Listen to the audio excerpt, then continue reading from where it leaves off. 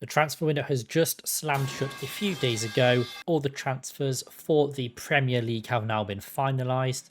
So in this video, I'm going to rank every club's transfer window, how I think it went in a lovely tier list format. Classic. So I've compiled, I've observed, taken in all of the different transfers that have happened throughout this transfer window. And now we're going to plot them on this lovely tier list. We're going to start at the bottom, work our way up. We got a cat here as well. She's fuming. She's fuming the transfer window is closed, but I told her there's nothing we can do about it anymore. That's just how it is.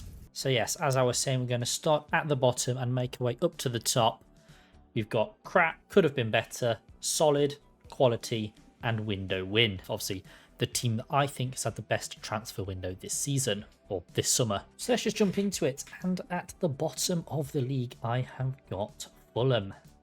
Sorry, lads. But, let's just go through the outgoings. We've had Pereira, Godot, Vinicius, Bender, and Villian all depart. Now, those are obviously players of varying importance, but they have all left nonetheless.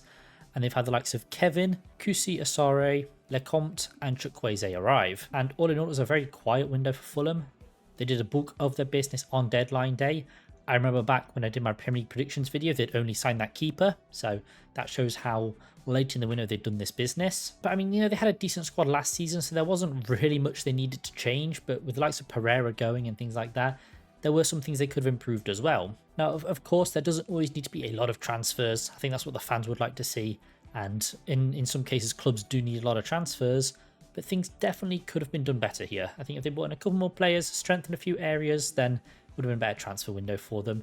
But I think crap is unfortunately where they belong. But for the 19 other teams that are left, you'll be happy to know that you're not in crap. So there's a celebration there. And the first one we're going to put in could have been better is Aston Villa. Now, it's been quite a weird window for Villa. We'll go through their outgoings and incomings first. So for outgoings, they've had Jacob Ramsey, Kesler Hayden, Alex Moreno, Philippe Coutinho, Dendoncker, Olsen, Leon Bailey on loan, and Berencha out on loan. With the incomings of Gassand, Lindelof, Bizot, Harvey Elliott on loan, and Jadon Sancho on loan. So yeah, like I said, very strange window. And they kept a hold of Martinez as well, who's been like twerking for Manchester United this whole transfer window and ended up staying anyway. So, guess he's not the world's #1 keeper, is he? He's just living off that World Cup hype. I will die on that hill until I die. Good keeper, yes. Best in the world? I don't think so. Bit of a weird window for Villa. They really came alive on deadline day with a few of these signings. Gassard is the only player to arrive for a fee, who joined from Nice. Lindelof was on a free. Pretty good business there. I think that's some decent stuff. Harvey Elliott will definitely benefit from more regular game time, more regular football. But wearing number 9 as a midfielder, it's quite woke. Jadon Sancho, do I need to say any more? Decent player, don't get me wrong, but I don't think he's what Villa needs personally. So that's why they're in could have been better. And also could have been better, we've got Brentford. Yes, they've let quite a few important players go. We've seen Mbeumo, Visser, Norgard, Flecken, Ben Mee, Winterbottom, Roslev, and De Silva all depart. Some quite important players in there, with the likes of Dango Atara, Milambo, Coyote, Kelleher, Donovan, Henderson, and Reece Nelson on loan, all coming in. So yeah, it's been quite a tough window for Brentford, I think. They've lost many important players and also their manager, with 2 of their most important players departing, which were Mbeumo and Visser. They've signed Otara for over 40 million, which is a bit mental. I think he's their record signing.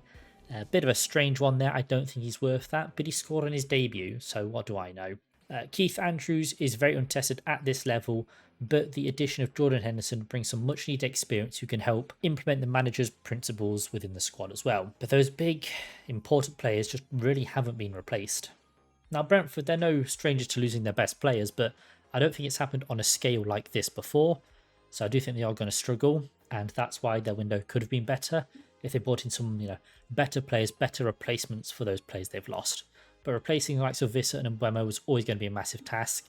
And with Visser leaving on deadline day, there wasn't really much options they could do there, although he did make his intentions known quite early on, I feel. So I think they could have done better. And following Brentford, it's another London side. We've got Crystal Palace. Now, Crystal Palace have seen the likes of Eze, Odward, Rob Holding, Jeffrey Schlupp, Joel Ward and Franco out on loan, with the likes of Jeremy Pino, Canvot, Borno Sosa and Uche all joining the club. Now, I was expecting a bit more from Palace, if I'm honest.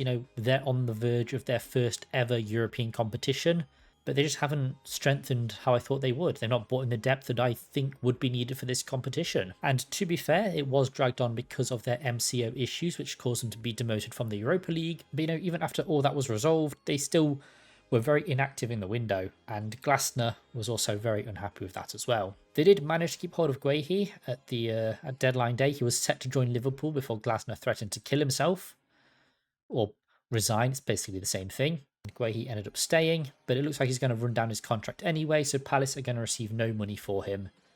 So what was the point? Eze is a big loss, a player that they've going to struggle to replace because he is a very special, very talented player. But that Jeremy Pino looks quite solid from what I've seen, and I've not much of him to be fair, but he does look pretty good. He's not going to be an out-and-out Eze replacement, but good player nonetheless. But a massive, massive lack of business means they definitely could have done better, especially when they need depth for the European competitions as well. I know it's the Conference League. Palace are favourites to win it, but things are going to get tough if they don't have the manpower to see it through alongside the league and any other competitions they want to compete in. Could have been better, boys. And following them, it's the new boys in Leeds United. So Leeds have lost the likes of Christensen, Sam Greenwood, Junior Firpo, Patrick Bamford, and Ramazani and Joe Geldhart on loan, with the likes of Anton Stach, Noah Okafor, Bijol, Perry, Longstaff, Goodmanson, James Justin, Bornau, DCL, and Mecha all joining the club. Yes, this is the first newly promoted side we're going to look at. And, it's Leeds, the championship winners last season. And they've done some pretty decent business, I think. Not as much as I would have expected from a team like Leeds with the money behind them. But they did win the championship, so they already had a very solid side and haven't lost that many components of that team. Any important components, anyway. The Noah Okafor signing is something that I really like. I've said it before, but I would have loved him at Forest when we first got promoted, so happy to see him in England nonetheless. And I do like the additions of Longstaff and Dominic Calvert-Lewin, as they offer some good experience for what is quite a young squad. Their experience at this level, they've done it for many years, so it's going to be very helpful for the rest of this Leeds team that haven't played in the Premier League before. But I do feel like they should have done more. I think a lot of Leeds fans would agree their business has been quite lacklustre. So yeah, they could have done better. A few more places they could strengthen. They really struggled to create goals out of open play, so maybe someone who could have helped that would have been a good addition, and they've just not done so. So yeah, could have been better.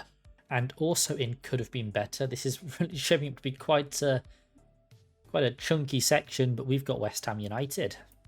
So West Ham have lost Kudus, Aguerd, Emerson, Danny Ings, Kufal, Aaron Cresswell, Zuma, Mikel Antonio, Fabianski and Edson Alvarez on loan.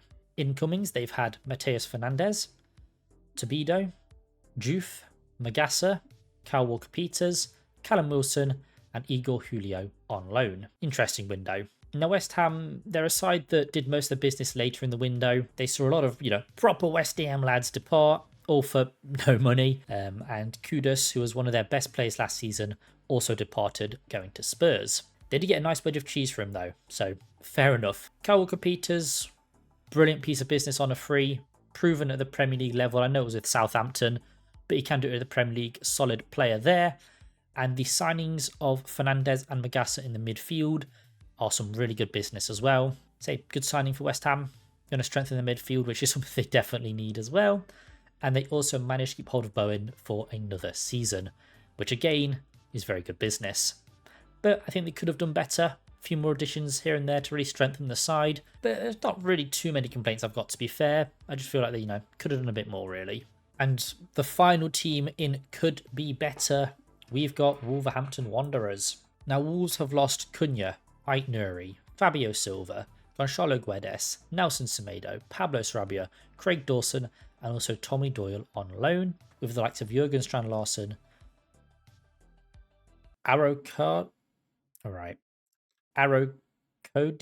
I'm sorry I butchered that pronunciation. Fer Lopez, John Arias, Tachucha, Wolf and Ladislav Krejic on loan. So, you know, some decent business there for Wolves, but they did see some of their best players leave this summer, with Cunha and Aït-Nouri being the main two, with Semedo, who's had a lot of experience, also departing as well. But at least they got good money for Cunha and Aït-Nouri. Whilst they were obliged to sign Strand Larsen after his loan last season, that is some very good business. He was quality last season, and keeping hold of him despite the interest from Newcastle is even better. Huge fan of Strand Larsen. Would love him at Forest. Yeah, he's going to be massive for Wolves this season. Even when, you know, Cunha wasn't there, Strand Larsen was still doing the business, and I believe he'll continue to do so this season as well. But, you know, we've had a lot of players depart. I don't think they've replaced them that well. There's no Cunha, there's no Aït-Nouri replacement, in my opinion. So I think they could have done a bit better. And moving on to the solid tier, we're going to start off with Bournemouth. Bournemouth have seen quite a few players depart this summer. Ilya Zabani, Huijsen, Kerkez, Atara, Jadon Anthony, Philip Billing, Mark Travers, Chris Mepham, Rothwell, Neto, Sinistera on loan, Hammer Traore on loan, Max Aarons on loan, Jefferson on loan, and Paulson on loan. In terms of incomings, they've had Baforde Diakate, Petrovic, Ben Doak, Amin Adli, Milo Savuljevic, Truffer, and Alex Jimenez on loan. Now, the window did not start well for Bournemouth. You know, they had their defence picked apart by an array of super clubs. You've got PSG, Real Madrid, Liverpool, all signing defensive players from Bournemouth. What is going on there? But they have made defensive signings in an attempt to patch up this defence, and in all fairness, I think the business they've done is pretty good. That Truffer, he looks pretty good, in all fairness, the bloke from France. I like what I'm seeing from him. Ben Doak also looks like a good capture. He's a very young player with a very high ceiling and will definitely benefit from more regular game time. I think they've got a good asset on their hands there. And they also kept Semenyo and tied him down to an even longer contract, which is probably the best bit of business from the window, to be fair. And then we've got Brighton. Yes, the two B boys in B. And now Brighton have seen, you know, a fair few players leave, as they do normally. We've had João Pedro, Adingra, Enciso, Estupinian, Barco, Lamptey, Seema, and then Ferguson on loan, Buonanotte on loan, O'Reilly on loan, Cashin on loan, Sarmiento on loan, Beadle on loan, and Du Young Loon on loan. In terms of incomings, we've seen Costulas, De Kuiper, Tom Watson, Coppola, Du Young Yoon, and Buscagli. So, you know, some pretty decent business there. Du Young Yoon just going straight out on loan after joining the club, which, you know, pretty regular business, I see. But this is just classic Brighton, you know, selling a lot of players for good fees and also selling players to Chelsea. They've signed some good young talents this window as well, Costulas being their biggest signing of the window, a young Greek talent who looks pretty good from what I've seen at Olympiacos. So, you know, I'm sure Brighton will develop him well here. They also kept a hold of Baleba, who was heavily linked with Manchester United, keeping hold of him for what could have been like, you know, 100 million transfer fee. Kept a hold of him, let him develop more at Brighton. I think that's the best choice. Also, not going to United is a good choice as well. And they also kept a lot of their important players from last season as well. Very solid window from Brighton. Could have done a little bit more, probably. But, you know, they're Brighton. They'll sign some wonder kids from South America and be fine. So the game is the game. All right, and following Brighton, we've also got Burnley, another B side. So Burnley have been promoted from the Championship, and they saw Trafford, Masengo, Costello, Egan Riley, Josh Brownhill, Nathan Redmond, and John Joe Shelby all depart, with Kolio Show, Aaron Ramsey, and Hutonji all leaving on loan as well, with the likes of Ugo Chukwu, Broya, Tachuna, Humphreys, Hartman, Marcus Edwards, Jadon Anthony, Zian Fleming, Brun Larson, Twanzebe, Kyle Walker, and Dubravka all signing permanently from loan last season. Now, you know, with promotion normally comes a big shake-up, a lot of player rotation, and that's what we've seen here. The capture of Kyle Walker towards the start of the window was some really good business. He brings a lot of experience to what is this largely youthful side, and he's still pretty decent at football as well. The departure of James Trafford is a big loss. He was very instrumental in the amount of clean sheets they kept last season. But Dubravka is a good replacement. Obviously not as good as Trafford, but he's got the experience, which is also good, and still a very solid keeper as well. Letting last season's top goal scorer in Josh Brownhill leave on a free was certainly an interesting choice. I think he could have done a number for them in the Premier League. Maybe not the same numbers, but could have been very useful nonetheless. But they kept Esteve, who was absolutely quality last season, another part of that amazing defence, and he looked pretty decent in the Premier League too. You know, despite Burnley not keeping a clean sheet as far as I'm aware. Let me double check that actually. They kept a clean sheet against Sunderland, which, you know, fellow promotion side. So, yeah, I mean, it counts as in the Premier League. Yeah, good player. Did well to keep a hold of him. Solid window and an okay start to the league. I still think you're going down, but decent window nonetheless. And following Burnley, we've got Manchester City. Oh boy. So yeah, Man City have seen the likes of James McAtee, Jan Couto, Perrone, Ederson, De Bruyne, Gundogan, Kyle Walker, Scott Carson, with Akanji and Jack Grealish also leaving on loan, with the likes of Rangers, Ait Nuri, Cherki, Trafford and Donnarumma all signing permanently. But you know what? Despite the talent that's come in, I'm just not sold, quite frankly. This window has looked like the end of an era for Man City, with many big players, important players departing the club. I know those big players were getting on, they were aging, but they were still very important for City, very important for the dressing room, and many of them, like De Bruyne, could have won games on their own despite his, you know, increased injury risk and absence from last season. Still a good player, still could have got them 3 points out of nowhere in some cases. Donnarumma is a great signing for a keeper. Shame for Trafford, who has also joined this season, but I think as soon as Donnarumma made it clear he wanted to leave PSG, he was only going to join one team. But yeah, I think City have had better windows. They've not really addressed some of the issues that they should have done. I mean, obviously they went on a mad signing spree in January, so they didn't really need to do much this window. But yeah, they've had better windows. They could have done better as well, which is why they're next to Burnley on this list. And joining Manchester City with a solid window, I've got Manchester United. Now, Manchester United have lost Garnacho, Anthony, Lindelof, Johnny Evans retired, Eriksen also without a club, with Rashford, Højlund and Sancho all leaving on loan as well, with the likes of Šeško, Mbeumo, Cunha, Lemons and Diego Leon all joining the club. Man United, they're a strange one. They've signed some quality players, don't get me wrong, you know, players proven in the Premier League who can score goals and have scored goals last season, with the likes of Mbeumo and Cunha. But there's one thing they didn't do. Get rid of Onana, because he is a terrible keeper. I'm not sure if you watched the Carabao Cup last week, but Grimsby Town from League 2 beat Premier League Manchester United. And you know who's in goal for that? Andre Onana.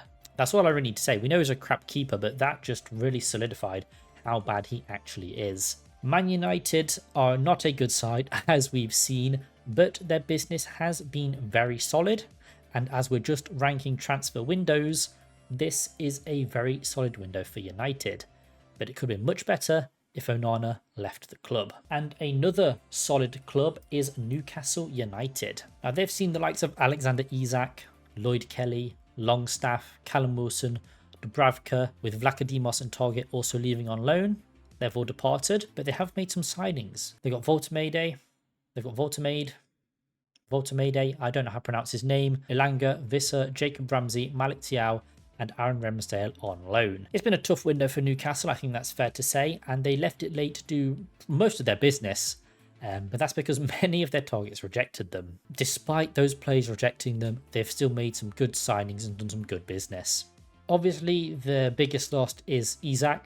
He was their best player last season, but he threw a tantrum until he was signed by Liverpool on deadline day. They acted quick though. They signed Visser on deadline day as well, who also threw a tantrum at Brentford. Not sure about the mentalities going on there, but he is a good player, a good signing nonetheless. Elanga is also a good signing, did really well at Forest last season, and Voltemade has good potential coming from Germany, but he did say his favourite player was Kai Havertz, which is concerning for a striker to say, especially one you're probably going to be starting most of the time, so I'm not sure what to make of that.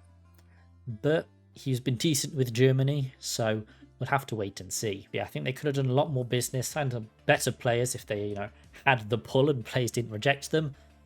But from who they managed to sign, I think it's been a solid window all in all. And another team that's had a very solid window is Tottenham. They've seen the likes of Heung-min Son, Højbjerg, Brian Gill, Sergio Reguilon, Fraser Forster all departing, with Mikey Moore, Manor Solomon, Alfie Devine, and Alejo Veliz all leaving on loan. They've signed the likes of Xavi Simons, Kudus, Matthias Tell, Danso, with Colomwani and Paulinho also joining on loan. So that's some good business, I think. Tottenham have been very busy in the window after returning to Champions League football and hiring Frank after sacking Postecoglou.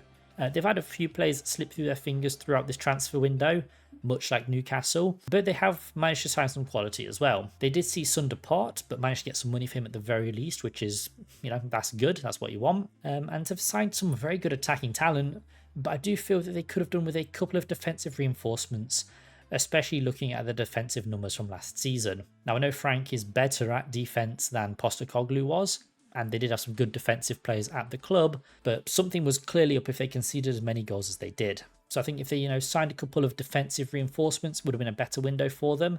But, it's still some really solid business, some good players bought in. It wasn't Gibbs White, and it wasn't Eze. Unlucky lads. And then we're going to move on to the quality windows, and the first team we've got there is Arsenal, Spurs North London rivals. Now, Arsenal have seen quite a fair few outgoings as well. They've seen Nuno Tavares, Marquinhos, Kivior, Sambi Lokonga, unnamed 31-year-old man, Kieran Tierney, and Jorginho all depart, with Fabio Vieira, Zinchenko, Reece Nelson, Karl Hein, and Tomiyasu retiring, with the others leaving on loan. In terms of incomings, they've signed Zubamendi, Eze, Gyökeres, Madueke, Mosquera, Norgard, and Arrizabalaga, with Hincapié joining on loan from Leverkusen, another player that Tottenham were after. Very, very solid window for Arsenal. They finally signed a striker, which really elevates this window because it's something they've been targeting for a number of seasons now, whilst also strengthening in further attacking areas with the likes of Eze and Madueke. A couple of defensive signings too, and it looks all good. No real complaints from me, to be honest. Big fan of the Eze signing for them. I think the, drama surrounding it made it that much more enjoyable. Spurs thought they'd got their man.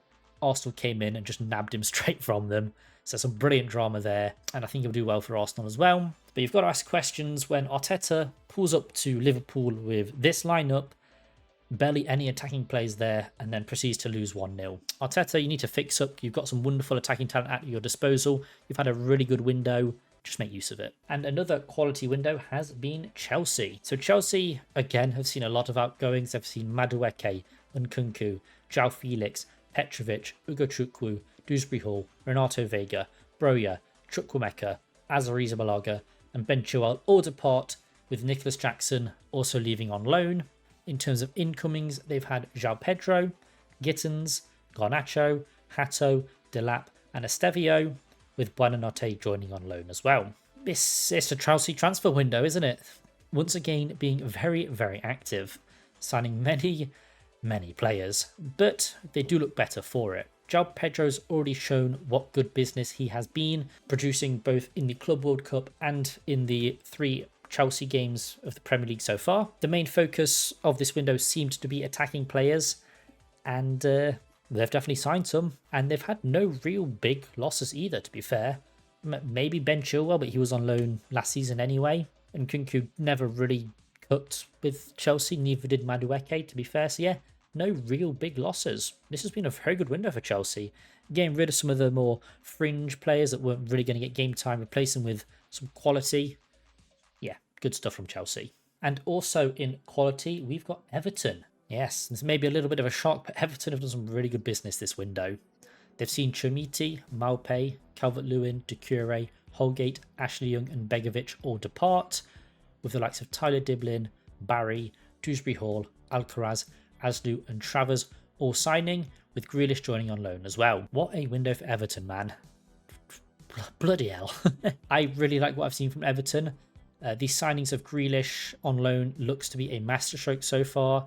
Everton fans love him. He looks like he's enjoying his football once again, which is brilliant to see. Big fan of Jack Grealish.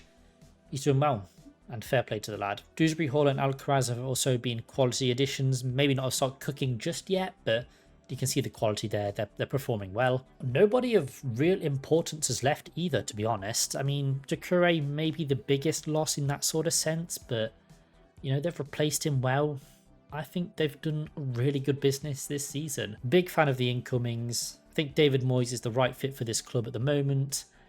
A new stadium as well, which looks quality. I think they're a dark horse this season. They could go a lot further than people are thinking, even my own prediction. So that'll be remains to be seen, but I like what I've seen from Everton. It's some good stuff. And also with another quality window, I've got the boys Nottingham Forest. Once again, It's been an active window for Forest. We've seen a lot of players leave the club. Omar Wayne Hennessy, Toffolo, Sosa, Alanga, Danilo, Miguel, Dennis and Moreira leaving on loan. But we've had a lot of additions once again. Hutchinson, Ndoye, Bakwa, Kalimwendo, Makati, Igor Jesus, Savona, Jacunha, John Victor, Cubano, Douglas Luiz on loan, Angus Gunn and Zinchenko on loan. It's become a bit of a joke at this point, but Forest have once again been very active in this transfer window. But there's been a good reason this time, a European campaign that we've needed to prepare for. I'm a big fan of a lot of the business that we've done this summer, mainly the additions with some quality players, and in particular Dan Ndoye looks brilliant. He's already shown what a good addition he's been. Big fan of what this boy can do for us. I think he's going to be a very important player for this coming season. And in terms of money spent, we've only spent around 100 million net, which is even better going, which is why I've stuck us in quality. And I will be doing a more in-depth summer review shortly, so stay subscribed if you don't want to miss that. We'll go through signings, pre-season, the first 3 games, and I'll just give you a stream of consciousness about Nottingham Forest. Subscribe. Now we've got 2 teams left. One of these teams has won the transfer window, the other one has had a quality window, but only one can win it. So the final team in that quality tier is Sunderland, our final newly promoted side. I think Sunderland have had a really quality window. They've seen a lot of outgoings, to be fair. Joe Bellingham, Tom Watson, Ekwa, Trantis, Bishop all departing, with Roberts, Brown and Achiche all leaving on loan, with the likes of Habib Diarra, Adingra, Enzo Lefebvre, Brobby, Talbi, Sadiki, Xhaka, Mukalele, Alderete, Rofs, Bertrand Traore, Geertruida all signing, with Geertruida on loan. Wow, what a window that has been. They came up through the playoffs and had an extremely active transfer window. I think they finished 4th in the championship last season, so they're going to need to make some additions, and boy, have they done that. I thought that Joe Bellingham leaving wasn't going to be good for them, but I like a lot of business that they've done, and I think they've adequately covered his loss quite easily. Some very exciting young players have been signed, with Xhaka providing some very important and much needed experience, who can help guide this team through what is a very important campaign as they aim to stay in the Premier League. I really like what they've done here, some quality business. They've also started the season really well, so yeah. Quality window. But that means that only one team has won the window in my opinion, and of course that is Liverpool. Just wow, that's all I can say. They've seen quite a few players depart. Luis Diaz, Darwin Núñez, Quansah, Ben Doak, Kelleher, Alexander Arnold, Tyler Morton and Nat Phillips, with Harvey Elliott and Tsimikas departing on loan, with the likes of Alexander Isak, Florian Wirtz, Ekitike, Kirkej, Frimpong, Leone and Woodman all joining permanently. What a window. Oh my god. This is extremely out of character for Liverpool. They rarely spend a lot of money, and they've gone and spent a shed load of cash here. Their sales, it balances out sort of with the net spend. They still spent a lot of money, but it still balances out a little bit. And you know what? They won the league last season, so it only makes sense that they're going to go all out to defend that title and hopefully win a few other cup competitions as well. All quality additions in my opinion. I mean, they've replaced Trent Alexander-Arnold, who couldn't defend, with Frimpong, who's not known for his defending either.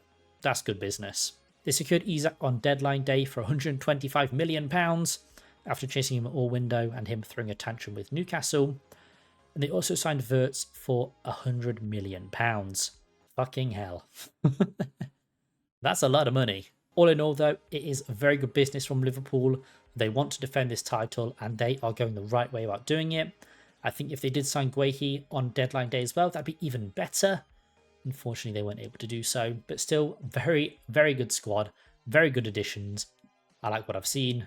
Best window in the Premier League by far. But yeah, that's the O2 GT 25-26 summer transfer window rank. Now, these are my rankings. Do you agree? Do you disagree? Have I put a team too low? Have I put a team too high? Let me know down below. I think I've done a pretty good window personally. I've put everything together, all the players, all the signings, all the money, and I think this is the peak transfer window ranking. I will be doing a Forest review in the next coming days, so keep your eyes out for that if that is something you'd be interested in watching. And yeah, I'll see you guys in the next one. Peace.